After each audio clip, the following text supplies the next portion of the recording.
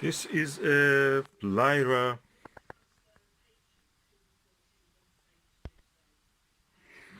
102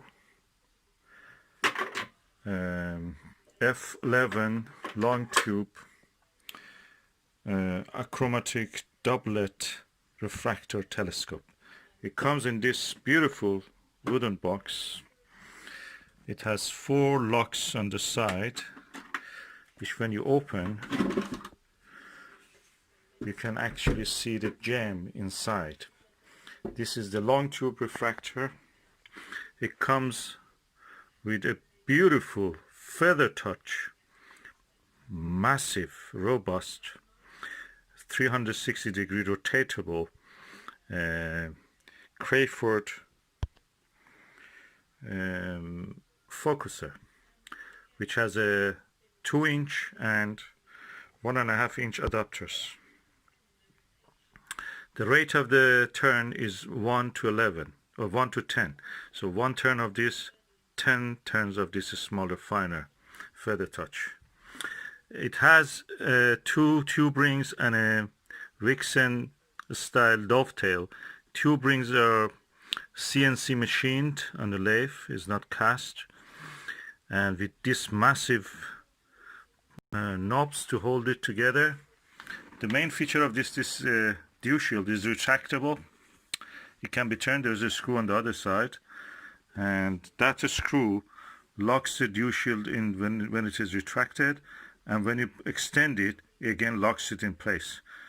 Perfect, because that makes the tube smaller when you want to store it during the storage. And comes with this beautiful box. So this is a premium quality telescope refractor, perfect for astronomical observation. Contrary to what you may think, if you use and you may think that this is a narrow field telescope, definitely, of course, for planetary when you use the 1.25 inch focuser. But if you put a 2-inch focuser here, 2-inch adapter here, with the eyepiece and diagonal for 2-inch, it gives you 2.5 degrees of field of view maximum. Think about it, that's around 5 times the width of the moon. It practically can fit almost the visible width of the Andromeda galaxy, which is around 3 degrees. So that's perfect for also using as an astrophotography tool. I've tested it under the sky with the planet Venus. Perfect. No chromatic aberration at all. Sharp stars, pinpoints, edge to edge.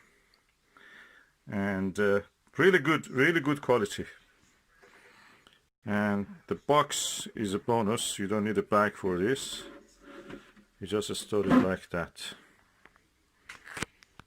So I have done 2 of the latches, and I'm doing the other 2. Perfect. Lyra, beautiful telescope, and you can buy it also under the label of the telescope systems or telescope service. Really good box, really.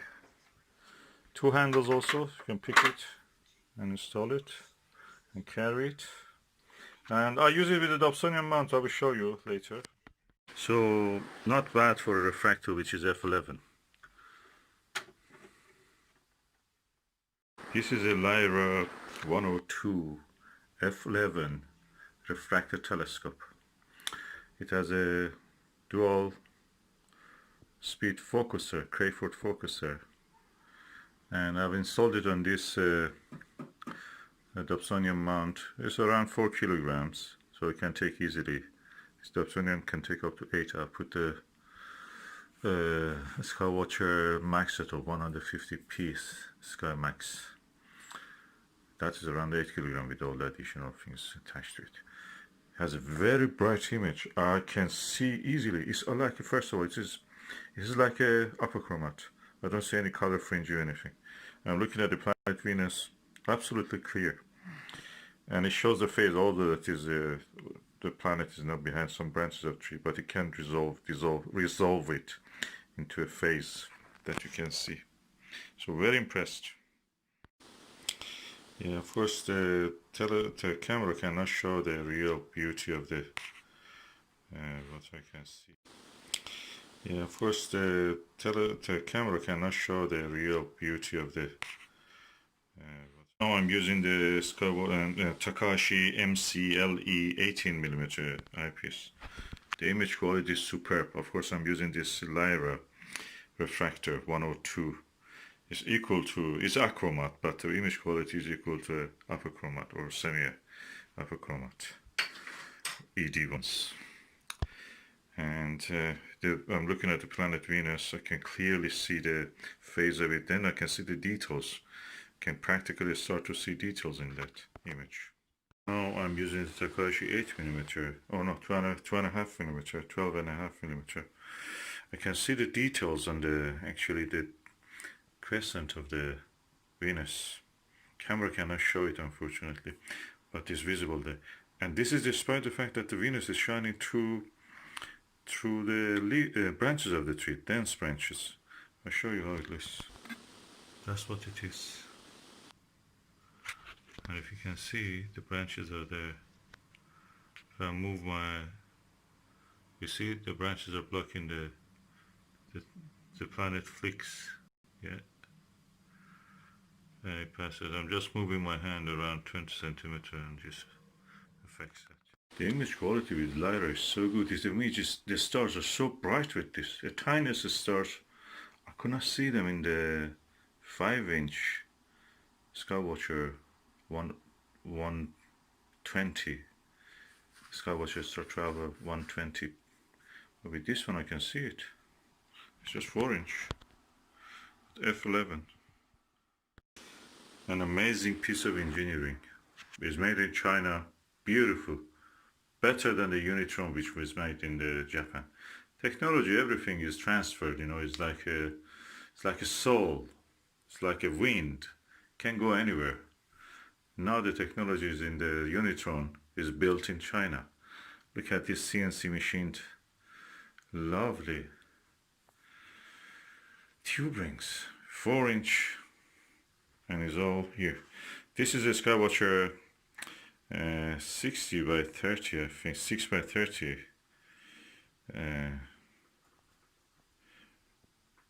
finder. I've adjusted it for here. Anyway, this Takahashi, really good quality. I'm waiting a little bit. Venus comes out of the leafy parts, and so I can actually go and have observation without the leaves changing from time to time that cause a little bit disturbance. So I'm waiting for that, but you can see the quality in the Takahashi eyepiece.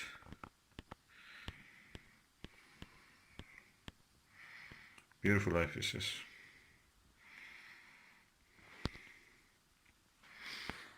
And this is the Vixen NPL 40mm, NLV 40mm. And this is the Alter Prism 2-inch diagonal prism. Really good for planetary work. So everything in this system that I have is perfect. Look at the size of these knobs. Dual adjustment knobs. So really good. I'm looking forward to the rest of the session when the planet Venus passed from the tree, so I can go and observe it. This is a Lyra 102 F11 telescope, refractor telescope. It has some features which I'd like to mention. First of all, this is a long tube telescope. It's a achromatic telescope, but because it has a long focal length, it's a doublet lens, of course, in front. Practically, it acts and works like a upper chromat, meaning that there is no color fringe or chromatic aberration, as we call it. The other feature of it is that beautiful, smooth feather touch Crayford dual speed focuser. That just on its own is a lot. That's probably cost around 150-60 pounds on its own. Then we come to the tube rings. These tube rings are CNC machined. So they are not cast, they are CNC machined to precise measurement by a CNC lathe machine. And as you can see, the dust cap has a nice shape. You can just attach it and remove it easily, and it's twisty. You have to twist. There's a screw top. The dew shield retracts. You can bring it down to here, so practically the length of the tube will be reduced, and you can lock it in the position, either being the extended or retracted. I've installed it on this Dobsonian mount for a Skywatcher SkyMax Flex Tube 130p, which can take up to 8 kilogram, but this is only 4 kilogram with the alter prism diagonal that I've added, and the Skywatcher, I think 60 by 30 or 60 by 9, I think, yeah. Or yeah, that's the 50 by 6 probably. I have to look at it. With this and the eyepiece and everything, it weighs around 5 kilograms. And as you can see, I've just put it on the table. I'm having my breakfast, looking at the moon. I finished another painting. It's during the coronavirus lockdown, so this is what we can do.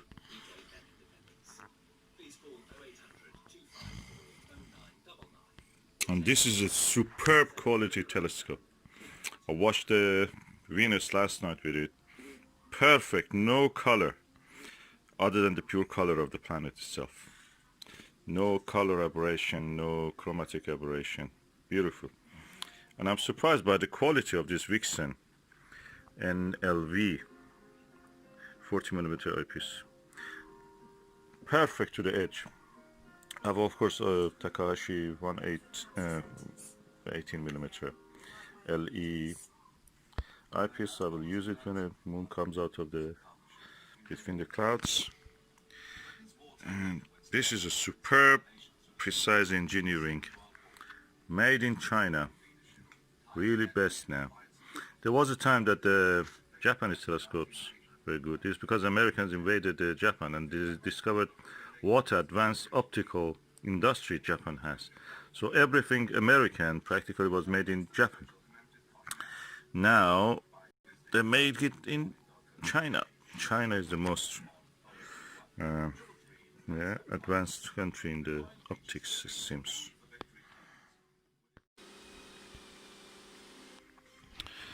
The movements of this telescope and this Dobsonian mount is so smooth. It's because the weight is right for this. It's butter smooth.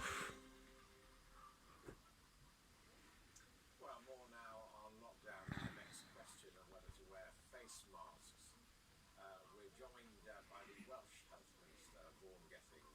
Thank you very much indeed for being with us. Perfect. What's your view on face masks?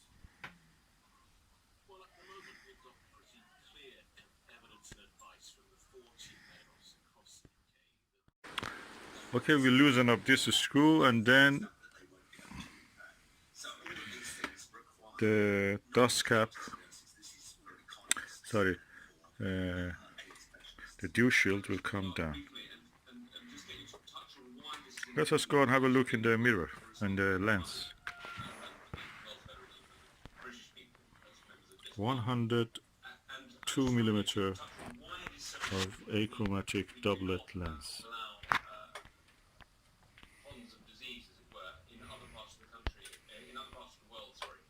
And the potential implications for that coming back to the And that's the lens cap.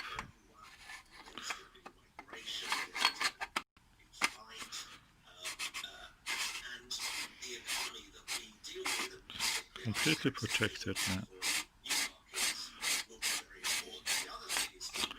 It goes back to its box. I will unscrew it from here. I'll remove the star diagonal. And that's it. That's what will be done. We get ready to do some more painting here in the coronavirus lockdown.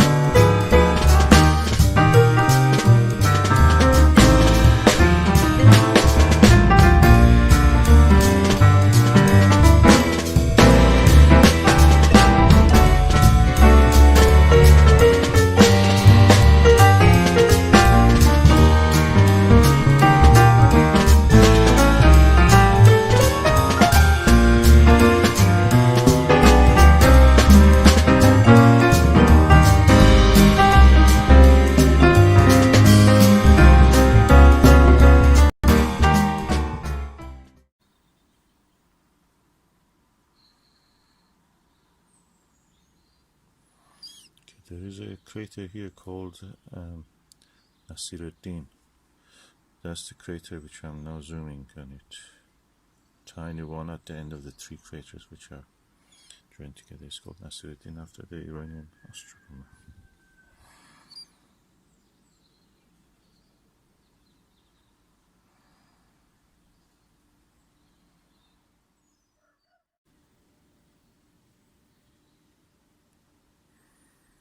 What you can see there in the center is the Copernicus crater. To the right of it is the Kepler crater. And the dot, tiny dot to the right of that Kepler, near the edge of the white area where the down to it a little lower is a black dot, that's Grimaldi. That tiny white dot is the magnetic anomaly called Rainer Gamma or Reiner Gamma. As you can see, the thin layer of cloud exists in the sky. Is moving. It's mist practically. And yeah, the Italy shaped area to the top is the Jura Mountains, and you can see a tiny dot also in the Jura Mountains called Plato, actually, crater Plato, the philosopher.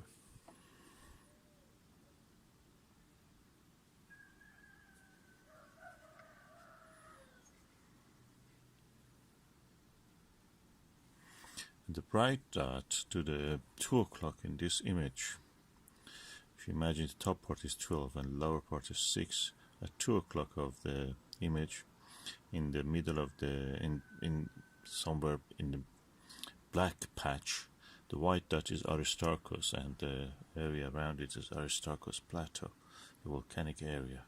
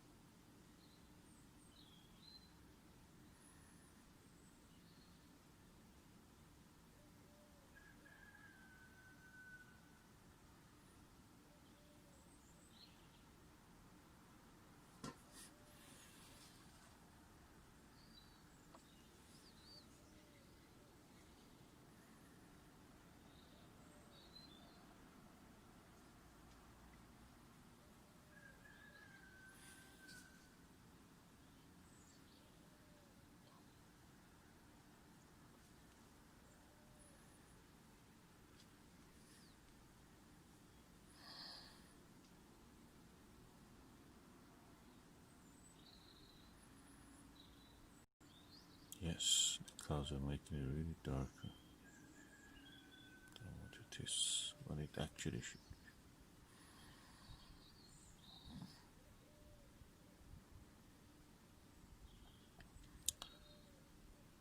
be. Yeah, and the circular feature, black circular feature at the top at 12 o'clock is the big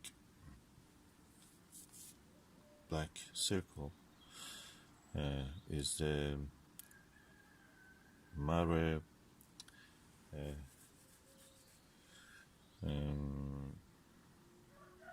Imbrium, Sea of the Rains, and to the lower part of it at 7 o'clock of that circle, what you can see is the mountains of the Apennine.